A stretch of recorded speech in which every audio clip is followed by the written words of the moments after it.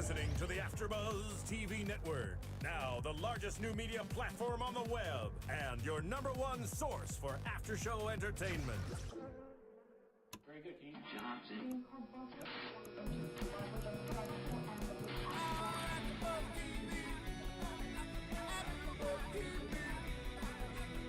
From the AFTERBUZZ Studios in Los Angeles, California, presented by Maria Menounos and Bing.com, and streaming live thanks to Akamai Technologies. This is AFTERBUZZ TV's The Celebrity Apprentice After Show. We'll break down tonight's episode and get you all the latest news and gossip. And now, another post-game wrap-up show for your favorite TV show. It's AFTERBUZZ TV's The Celebrity Apprentice After Show. Hello everyone. Bing is for doing, and we are here doing another after show for The Celebrity Apprentice. Episode 2, just as simple as making soup. My name is Grant Rutter, and with me, my lovely co-hosts tonight. Hey guys, I'm Kristen Carney. And hi, I'm Nando Velasquez. All right, let's get right into it. Tonight's episode had the task of creating a unique 3D experience inside Universal Studios Orlando. They had to take pictures in a 3D fashion. They were going to be judged, of course, on creativity, integration marketing, and guest experience. What were your thoughts initially on the task at hand? Just what did you think? I know I was confused in the beginning on what they really wanted out of it. What do you think? Initially, I was slightly confused just because of the whole photography side to the directions, where that didn't really seem to come into play as much as we would have thought. So it didn't seem so much like a photography task as it did a 3D task. You know, when they said photography, I just thought it was going to be like you mentioned, picture book from last season. So that's what I was thinking. Yeah, I was a little confused by the whole thing, too. It took a while. Once they started getting their ideas implemented, I got a better sense of what they were supposed to achieve. But even that whole 3D display, I was wondering if they meant some kind of graphics or whatever. Yeah, it was just weird. I thought it was all graphics as well. What it came down to really for me was more of an experience. I think that's what more along the lines of what the executives wanted, because it really came down to that guest integration, guest experience, excuse me. So that's really more what they should have said from the beginning, at least for the audience anyway. So we had our two teams, Plan B headed up by D. I'm sorry, but ahead, before we you get got to that, can we talk about Donald's airplane? The more important topics Okay, of the night. Yeah. All right, go ahead. I just love his humbleness, the fact that his plane has his name on it. And it's a Rolls Royce. It's a Rolls Royce plane. I didn't even know they. Maybe I'm stupid, but I didn't know Rolls Royce made jets. Didn't know. Well, And now I know. It's a motor vehicle, I guess. Yeah. So there you go. Yeah, what did you think of it? Well, it was pretty classy. It's typical Trump style, where everything's named after him, of course. So it's just. I want to see the Trump jet flying to the Trump Tower. I'm going to get totally reamed for saying that. Wow, yeah. Oh, Lord. I wouldn't be surprised if Donald was like was flying the plane. Like that's how much Donald, I feel like, just like owns everything about his life. I don't think he would be fly actually it, flying it, but I would think the'd be an extra seat in the cockpit just for him to sit in back and maybe fire the pilot if he wasn't doing a good Just in job. case. like the Just plane's in going case. down. He's like, pilot, you're fired.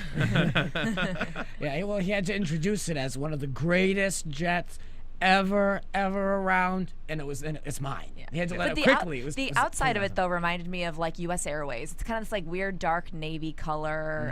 I think it could have looked a little bit shinier, more spit shined. Sorry, Donald, you didn't impress me. The interior looked like anything else they'd have on a nighttime soap or anything like that. It was a standard. There was columns and marble. It was okay. I love how you guys are just downplaying it. He has a plane. He has his own plane. Yeah, it was okay. Exactly. It was just an average I'm critical. plane. Look, I gotta be real. I drive a Mazda. Okay, I have standards. All right, so let's get into this task over here. So we've got Plan B with D as the PM, who he made it very clear that he knows Universal. He wanted everyone to know that he goes there with his family. He's been there almost 50 times, he said. That's like not something I would brag about. I don't know. The Orlando, I don't know. I can't you have speak to have it. nerves and tolerance of steel to go to an amusement park that much. You go to Disney World once, you're like, okay, all right, I'm good for my life. Yeah, Nice yeah. seeing you, Mickey. I will say I do like Universal Orlando. I'm not trying to be a shill or anything like that, but I've been there once, and there are some more fun rides than Disney. Sorry, Disney. Yeah. I work Yeah, for right, NBC yeah. Universal, so I think it's great. So, Good answer. Good answer. So, anyways, we have on the other side we have Omarosa leading up Power, and she quickly took this on because she really wanted to be able to make some type of I don't know, make some money towards her fiance, her former fiance's charity, correct? Who's now deceased. Yes. Yes. So what do we think of these choices? I mean, I'm not too surprised. It was just okay. We move on, and then what do you think? Go ahead. I think Omarosa had to step up after last week. Plus, she took, in her opinion, I think she took out the team's biggest competition in Bret Michaels and a former winner. So she pretty much, I think, was in a state where she had to put up or shut up. Whether or not her intentions were to do this on behalf of her fiance, but I still think this was the one she needed to step up to. Is there an opportunity where she would be able to make more money for his charity? Because this was a low, it was low. Again, they did get the 40,000, but 20,000 was initially on the table. And when you have a task like last week, with the fundraising, you can exceed so many expectations. I don't think she's a big fundraiser, so it was a good moment for her. For her, I think this was the kind of thing she needed to do. And who on that team of Power is really gonna be like, no, I want to do it. Stop. I want to do this. I mean, no one's really. It's like the second week. Everyone's It's like Brandy still already kinda got on her knees. No one else is gonna, what I mean? Yeah. Everyone's kind of like, walking around quietly. No one wants to, no one's gonna tell her no. Well, especially after seeing what happened to Bret last week. Yeah. Oh yeah. Yeah. After Omarosa, they're all kind of scared of her at this point. Yeah. All right, so we learned that the focus, we were told as this was unfurling what this task was about, that Team Plan B wanted to focus on celebrities and characters. That came out of Dee's mouth. So instantly we see a few ideas going around. Penn had an idea about going on the track of using a mirror to look like someone had a severed head, which I thought was a great idea from the beginning. Because I said, perfect, you can do something with that sorting hat with Harry Potter, and you can almost make it interactive. You don't know who you're gonna get sorted into, and then you can put it on social media or something. It almost seemed to me that Dee seemed too overwhelmed by the idea of accomplishing something that Penn is putting on the table, because it is elaborate, and of course you have the time restrictions, but it just seemed like Dee wanted to go, I don't know, it's a lot of work. That's how it kind of appeared to me. Yeah, well, I mean, first of all, he wanted to incorporate celebrities, and it just so happened to show that scene right after the whole Dennis Rodman, not to jump ahead to them, Right. But the whole Dennis Rodman question about whether or not celebrities should be included. So right then and there, it was big red flag. Foreshadowing. Big foreshadowing. But I mean, Penn again with a great idea, like he did with his last season on Celebrity Apprentice, and I think no one really stepped up. I mean, he had a couple of good ideas, and maybe they were intimidated by Penn, but I felt like they could have used something there. I felt the same way from the start. I felt it was a nice magic trick. Well, Dee kept using the excuse that he wasn't going to be able to find a way to incorporate that into the marketing strategy. First of all, I want to say that pictures of just celebrities doesn't incorporate at all into their marketing strategy. So his argument is just debunked right there. But I think he just overanalyzed everything. Yeah. That's what happened. But do you think he almost just even forgot that Penn's magic could relate directly to Harry Potter? It almost seemed like that didn't even occur to him. And I think when Donald said it to him in the boardroom, the light went off, oh shit. But he couldn't, admit it then that he didn't really even put the two and two together. Well, that goes back to what I think of the whole episode, which I found it very predictable, and that these mistakes as they were being made really just kind of led for an anticlimactic decision. It's more than Potter. I mean, it's Universal Studios movie magic. You could just basically Exactly. Right. The studios themselves have actual special effects type of tours that they do. There's a lot of different things they could do. Nobody stepped up. It wasn't. I mean, Dee had to eventually make a decision, but nobody else. And with Mary Lou there and Stephen Baldwin, who usually puts his 2 cents in, and a few other people, you'd think somebody would have been able to iron something out. Yeah, I think Dee was just really short-sighted in this with this whole celebrity thing. He did hear that from Donald a lot last season, but you can't, when someone gives you gives you advice or something, it doesn't always pertain to every single thing you do. So you need to use it in small doses. And I think Dee took it way too literally from last season when he kept hearing that celebrity thing. I will say that I feel that when Penn does have an idea, like he said last time, he seems to dominate the conversation. So I think it's almost like everyone just steps back and says, okay, you got this great idea, keep going. And nobody can think of anything. And maybe he wasn't willing to give over that much power to Penn. I feel like maybe that, like, it was almost kind of shut down from the beginning, from my perspective. And maybe knowing, because they were on the same season together, how Penn does take over, that he would lose control, and he just didn't want to go there at any, like, maybe he just really tried to go any direction that he could around it. So then on the other side, over with Team Power, Omarosa has this idea of creating this sectioned off 3 spaces in a 12-foot area. I wasn't into the idea of what her thoughts were the entire time on this. I wasn't feeling it. What did you think of how this came across? Well, I like the idea. I mean, first of all, Little John came up with it, and Omarosa gave him, well, at first she gave him credit for it. I think later on we saw she pretty much took credit for everything. But yeah, I mean, Little John, I thought it was a pretty good idea, very ambitious from the start, coming up with 3 ideas like that. And I thought it was really interesting also her calling Dennis out to ask a question when Dennis was just kind of hanging back. I almost felt like she was trying to set him up to fail maybe, but when he got a good question, she gave him credit for it as well. Yeah, you could look at it as like either she's a brilliant leader where she knows how to scare someone into making them better, or a manipulative leader where, you know, she could use it against you and, you know, throw you under the bus, which, you know, win-win either way for her. Exactly, it's always win-win. Yeah, I wasn't feeling this at all. I thought it was like too close. It was like one of those like shoebox diagrams for me. Once I saw how they did have the interaction, I saw the executives, and we can get into all of this later, but I saw where clearly, you know, they made the better choice. But from an outside perspective, I don't know, it didn't look good to me. Well, I liked her idea, or I guess you could say Little John's idea. I am so uncomfortable with that. Is he a pirate? Is that what this is? I did like the idea because when you go to these amusement parks, you always want to feel like you're entering somewhere magical. And when you look at their box and you get to walk in through this little door, you do feel like you're entering into this little world, and then you get to go through all 3. So I thought it was a sweet way to quickly get almost like the same experience you would on a ride, standing in line. You know, what I like about these parks is that in line, they always, especially Disney World, I'm not so sure about Universal, and, you know, Six Flags isn't really like this in general, but when you wait in line, the line is an experience. You know, when you're in Space Mountain, it's like you're waiting in like 1980 Tetris game. You know, and that always makes it more exciting. Like, I almost enjoy the line sometimes more than I do the actual ride. So I felt like her box had that simulation of you're waiting in line and here's some magic that you'll get while you're doing that. Now, I haven't been to Universal Orlando since Harry Potter opened up, but what I liked about it too was, and I'm not sure if Despicable Me is in Islands of Adventure or if it's just in the main Universal Studios part, but they do have 3 parks. They have Universal Studios, which is the oldest. Then they have Islands of Adventure, which has a lot of the fun rides, including the Spider-Man ride, and the Harry Potter world. So I thought 3 interactive experience, and they hit all 3 parks. So that's also very complete of them.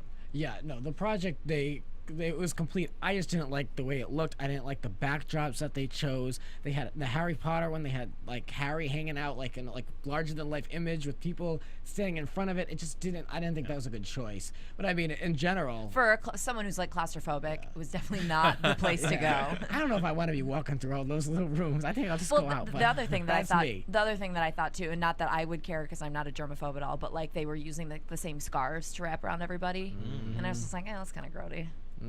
especially like hot, sweaty Florida. Yeah, I was gonna say July in Orlando, wearing like, scarves. That'd be a little weird. It smells like sweaty man who just ate a lot of popcorn and didn't drink enough water. But then on the other hand, going over to Dee's, I know, Kristen, you mentioned that it was underwhelming to you with just the way it was set up. We had all of these stand-ups, and we did have the Universal globe, the iconic globe, but it was much smaller. But who wants that globe when you can actually see the real spinning globe? Yeah, you know, over like your that's not that exciting. No, it was a blue background, almost like a blue screen, and then these stand-ups. I don't. And then I mean, you know, to be frank, they wanted to base this around celebrity, but those celebrities aren't tied into a Universal picture. none of them, or Well, the thing is, these celebrities aren't, for the most part, big enough celebrities to stand on their own in a box. It's not like you have like Ryan Gosling up there and I'm like, ooh, baby, let me go stand next to him and pretend, you know? Yeah. So these celebrities don't have that draw to when you leave. You're like, whoa, is that, Helen, or, whatever. I can't even get the name straight. It's like they don't have that pull. So it's not even that exciting. And I did say several times before the boardroom, who would want to take a picture with the cutout that's all whited out that you can't even see, when you could take it with them standing right there anyway. So it just seemed like a useless thing behind them that they could have been there or not been there. They would have had the same crowd taking pictures with them. Well, Dee's year of the, which was last year, I guess, of the American Celebrity Apprentice, excuse me. If you remember correctly, when it was the all-male team, they had quite a few challenges where they did incorporate celebrity, and it made a lot more sense. Like the Ren Fair, for example, was a perfect example, Right. where everyone had a skill set, and they got to utilize everybody in there. So he's coming off that mindset. I think he was just thinking back on that. He should have remembered that he broke his finger when he was being the celebrity, so that he should just like not do that again. See, this was more like the window display from last season, in my opinion, where they really they were trying to tell a story, and they were also in something like 12 feet. And I think once you try to incorporate too many ideas, and the look on those guys' faces when Omarosa was trying to explain to them, they're going to have a Spider-Man over them, and then there's going to be the globe, and then we're going to go into this room, and those poor guys working overnight. It was two guys per team, right? Right. I mean, and like, I don't know, they made it through the editing or the confessional, they made it seem like she was really bossing them around. I don't know, to me that was classic her. Like, if you're gonna go in and you're gonna work with her, you're gonna have to expect that she's gonna be a little rough. Yeah. I mean, I don't think she was like outright rude to these people. Brandy was making it sound like you don't speak to people like that. Like, Yeah, she Brandy's wasn't super nice. yeah, I don't know. Yeah, she wasn't that bad, but it did kind of bother me to the extent that when she was explaining this to them, to the fabricating guys, they were looking at her and pretty much indicated like, I don't really know if this is possible. So they didn't set her up with these high expectations of what they could do. So when the guy reasonably came over and explained, we may have to take something away to keep what you want to keep, and she did kind of yell at him and say, I'm going to freak out right now. It was like she was acting surprised when it seemed like she should have already been aware of that, and it just seemed like a way for her to crowbar it in on them and blaming them. But it's from the beginning, these guys pretty much let you know, like, this is a lot of stuff you're asking for, and we can't promise it's all going to happen. They were fair. They were upfront and fair. They didn't lead her on. She mentioned something like that. She felt like they were like dropping her or something like that. I mean, that was not how it went. She kept trying to push them a lot. So they when they told her originally, she said, "You can do this. Come on, just think of how great this is going to be." She kept trying to enroll them in her But it's idea. like, think of how great it's going to be for me. Yeah. Like, no one's going to you're not going to be there when we win, and you're not going to get any of the They money. cut to a shot of her, and she had a voiceover, and she was just like this. She was like drilling in these planes, and these two guys are standing there like, I don't know how much they're making an hour, but like, I mean, really, like, it was just not. Well, she could talk that way to her teammates because she can throw them under the bus if they don't follow through. But how should she really throw under the bus the crew, because they're just getting paid to do it? They have no. Yeah. No, but she could certainly just blame them in the boardroom, and then they can't defend themselves, and it could make her look a little better. Well, even Trump though would it just wouldn't say they do told one you thing or this. another. Yeah, I think Yeah. Trump would take their side. Yeah, so they've got the different members of Team Power going out and buying things. They really don't know what they have to pick up. They picked up, what did they went and got stuff for Despicable Me, was that it? And then Harry Potter, and they didn't know about the Spider-Man. They didn't know about the Spider-Man. And the whole time they're running through. I didn't see any running. Little John was strolling through the park. But the whole time they were going and they were rushing through, but no, and then they were all left out when they didn't know something about using the Spider-Man and getting the Spider-Man sweatshirts and things like that. Well, why don't they have cell phones? Why aren't they in contact with Omarosa? I mean, if you know who you're dealing with, it's like any tough boss. If you have an assignment or something like that, you need to be in touch with them, in communication at least once, and say, okay, we've got 6 minions, we've got 6 this, and I did a project like this similar at Universal and over here in Hollywood, thank you. So I'm all tongue-tied, thank you. And so, yeah, I mean, you just have to like keep in track of like what you get. Well, I think we saw from last week, keeping what's gonna track happen. isn't that team's #1 priority. And I think that's on Omarosa. If she has an idea, she should be the one contacting them. But again, it's Omarosa where it's like, it's up to you to contact me. I just remember in the past they're all on their phones, Yeah. and there's all speakerphone or get a walkie-talkie over there. I mean, there was no communication on that. Not and even on the other Well, she team could as use well, that to really. her advantage. Yeah. You know, she could say, "Oh, yes, I did tell you about Spider-Man," and That's then what she did. Right, exactly. Yeah. Right. Yeah. No, But that's yeah, what she I'm did do saying. that, and that's why I almost had to like go like rub my eyes like rear. Like, did she just say that? Because I don't. It's like so ballsy to say that you said that when there are cameras there that didn't capture you say or that didn't capture you say that. You know, to actually say that you said that. It's so mind blowing. No. To And me. the whole time we've got LaToya kind of running around it in her confessionals. You know, something went down because in these confessionals, she's like not feeling Omarosa at all. But on camera, she's very like, good around her. But like then she's quickly like, over here, like, like, oh, I don't know. She's gonna screw us over. Yeah. She's gonna screw us over. Well, She's very careful. Donald Trump tweeted something that she was saying that Omarosa's something like the nicest person she's met or something. I don't know if she said that in this episode. She did. She said it in this episode. Wait, back it up. Hold on. Who In said the that? confessional, there was a confessional with LaToya where she was talking kind of badly about Omarosa, but then she goes, outside of the game, she's one of the nicest people that I've ever met. And then she says, I bet you didn't expect to hear that. Right. So, yeah, in that confessional. Yeah. So that's how, because I. Weird, yeah. Right. You play double duty on that. All right, so we come down to the point where it's the day of. We've got Eric and Dawn coming down, and so they're gonna check it out, and then we've got the executives. Really quickly, do you want to throw it to our one of our outlets here? You want to talk about iTunes? Yes, please. Thank you. Well, as you guys know, because you're probably listening to us on iTunes, you can find us on iTunes. Surprise, surprise. You can also find us on YouTube. But if you guys want to rate and comment on iTunes, that's the most important part. The more rating and commenting, the better chance that we have to brag to our friends. So go rate and comment. Tell a friend, and then a friend tells a friend, and it spreads like wildfire. So do that as your good deed for the week, and let us know that you did, because then we'll see it in the comments, and we'll bring it up. So, iTunes. Great. All right. So it's time where they show off. Jazz hands, iTunes. Okay. Got it. All right. So we've got the 12-foot wide experiences are set outside, and the lines are forming, and then we've got Dawn and we've got Eric coming down, and Gary is being praised on his team for taking pictures with everyone and being really energetic. I mean, no one said anything bad about him up until like after. don't praise a dog for having bad behavior, and I feel like that's what they do with Gary. Yes. Because it's like they're, it's great that you're out there interacting and whatever, but I agree with Dee. It's just like a lack of skill set.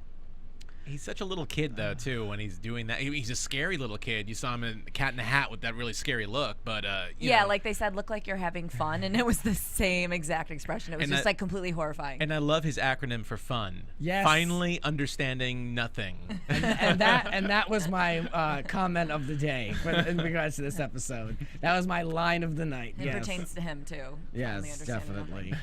So it looked to me like, this was kind of like starting to, if I didn't already have an indication already of who was going to win, Eric and Dawn were really all over Omarosa's Powers experience. They were really in it, enjoying it. And then when they went to go visit over at Plan B, they hung out there for like a second. They didn't take a picture. They didn't really, Dee came over and said hello, and it was very abbreviated. So I got a feeling from that already. Any thoughts on them and the executives? I think they got the sense that their project, Plan B's, was really their Plan B. Mm-hmm. It was definitely not Plan A. It was very underwhelming. It was like they looked to have fake smiles, kind of like, oh, great, this was really a waste of our time. Thanks for coming. It was extremely underwhelming. Really, I would almost say disappointing for what they could have done. But they had all those resources of those men that could make things for them. And all they did was take pictures of one another. Right. Well, when Gary took, it was funny because they took the pictures, with them, but Gary was right in the center of the two of them, and he kissed them both on the cheek. And it's like in Gary's mind, he's like, this is gonna win it. Yeah. Yes. But like, little does he know. You it's know like- what? He probably did add something to it, considering how that display was. He probably did help more than harm it. Right, I don't that's know. true, Lisa Rinna and a Minion T-shirt. I don't know if that's gonna do it. That was like all those stand-ups really were all washed out, even on the camera. And this was, I mean, those cameras that they shot this with were probably the good stuff. And if someone is coming from like the Midwest with a Kodak camera and they're taking pictures, they're gonna be all washed out. So that right there and then is not a good exposure. And it was mentioned that these executives wanted this to be able to be repeated in different areas in the park and didn't need to have these celebrities there. So I don't know if I'm going to run up to a Lisa Rinna stand-up. I just don't Exactly, know. right. That's what I was trying to say. Yeah, I It's gotcha, not yeah. really drawing me in. I'd run away from a Lisa Rinna stand-up. Ah. I love it.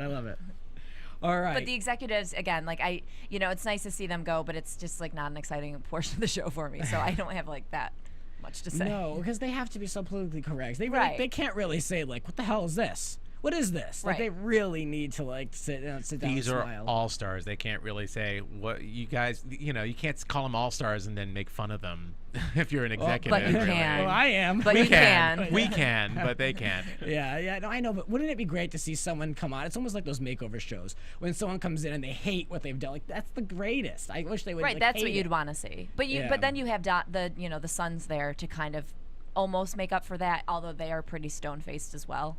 Yeah, You know? they throw out. Yeah, they make it so you really can't Well, tell. they were stone-faced until they went to Power's That's booth. true. They did smile. Yeah, a that little you bit. could see it all there, like right when they first saw it. So. Yeah. They're like, this reminds us of our childhood when, I don't know. This is, I don't know.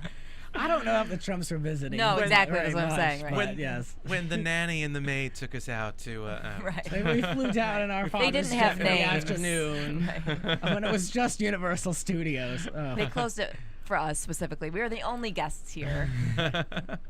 All right, so tell us a little about Serial Buddies real quick. Well, Serial Buddies is the hilarious new film that's written, directed by our own Kevin Undergaro, that's playing currently in AMC theaters in all the major cities: New York, Chicago, San Fran, Los Angeles, Boston.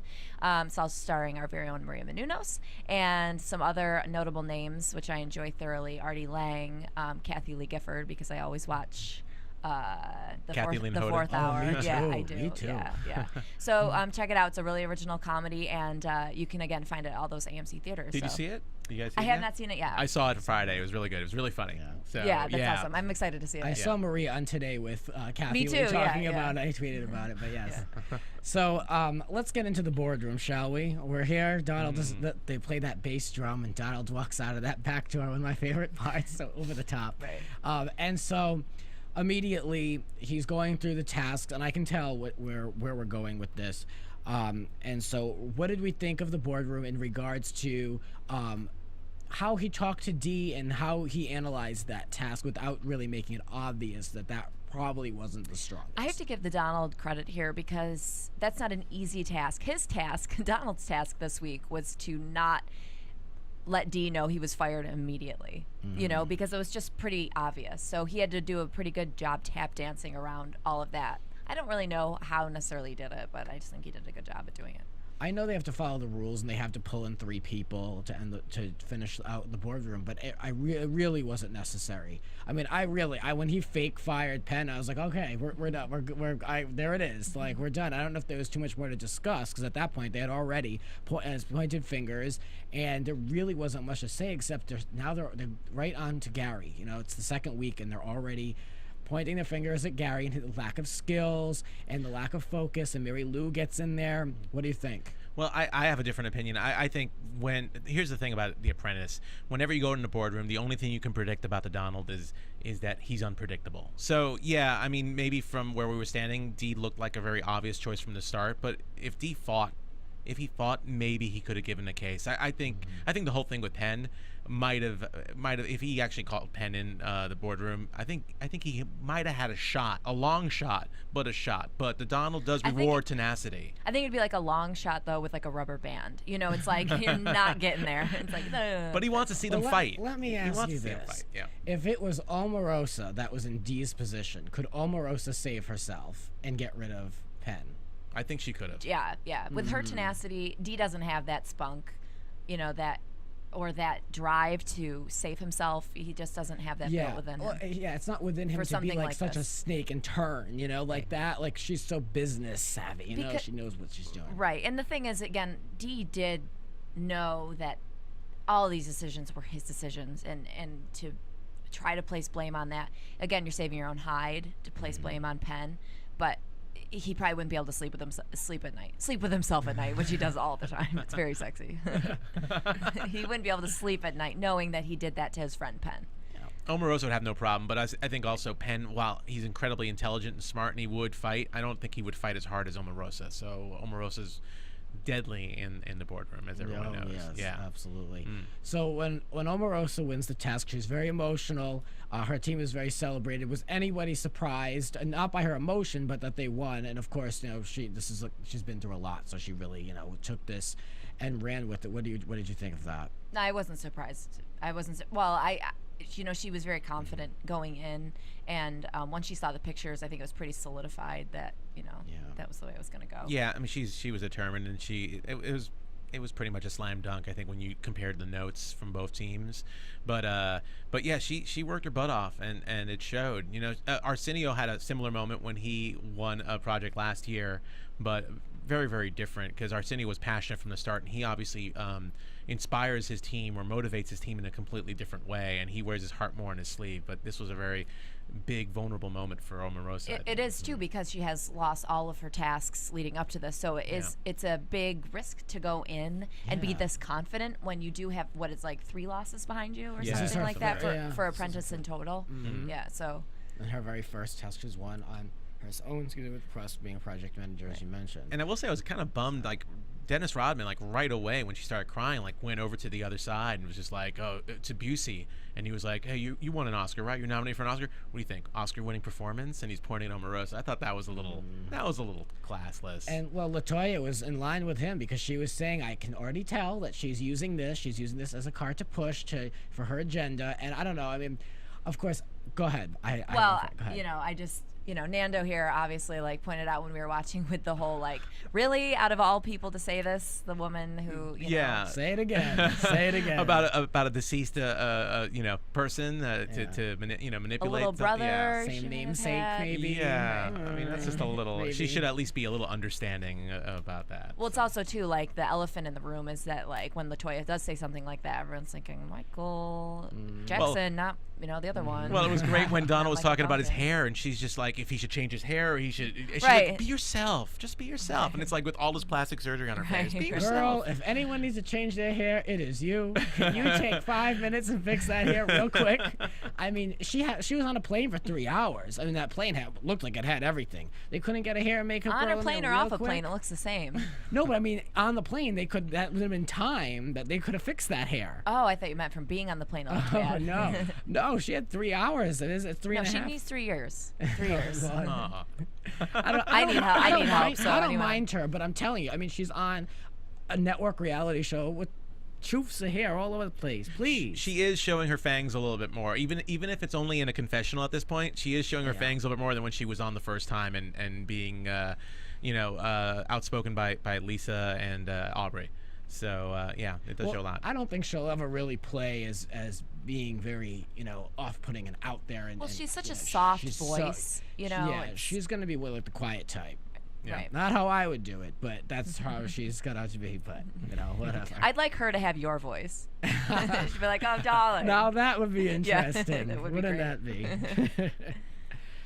Okay, so to the surprise of no one, of course, we know the winner, and that pretty much wraps up the boardroom mostly. I mean, are we ready to get into some news and gossip?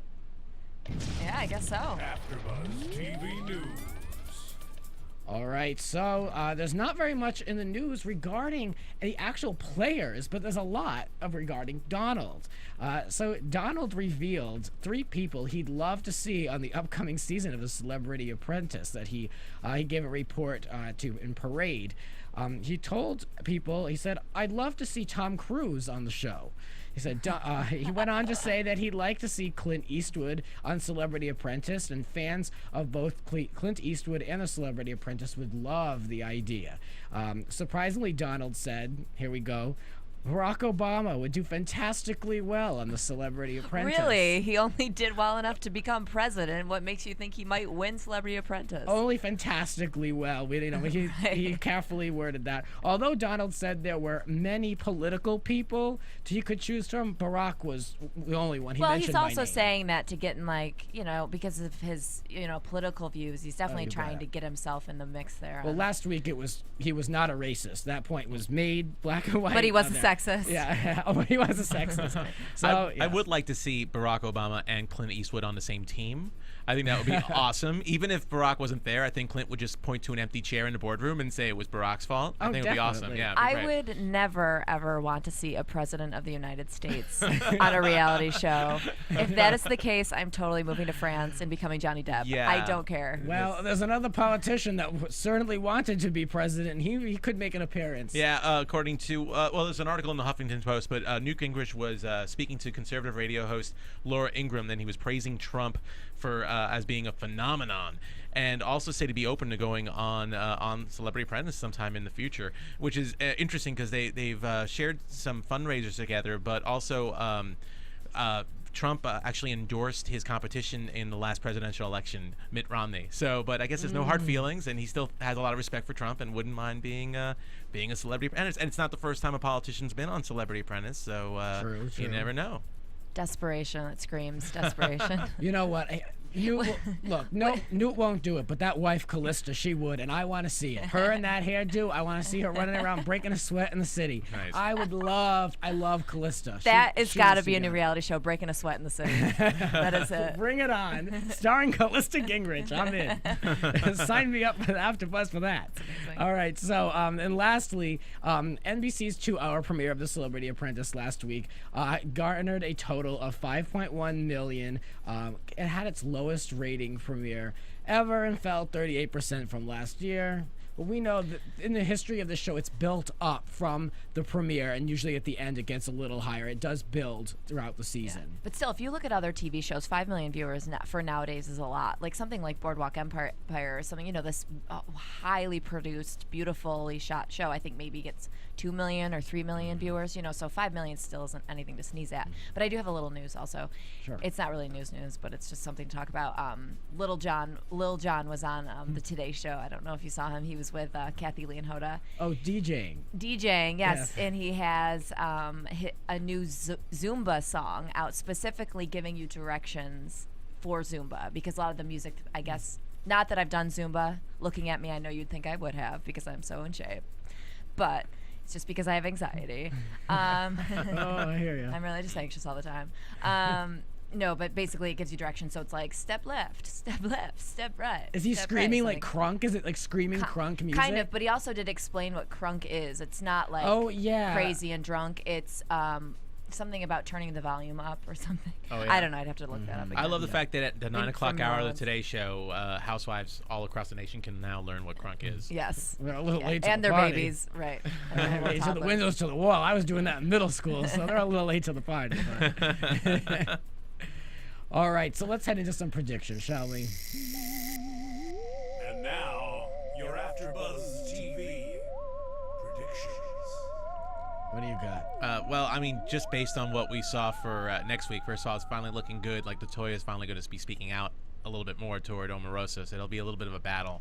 And I guess based on that, I'm going to assume Power is going to be heading to the boardroom and getting rid of one of their members. I think Omarosa is going to be safe for a while. Oh. So maybe Latoya.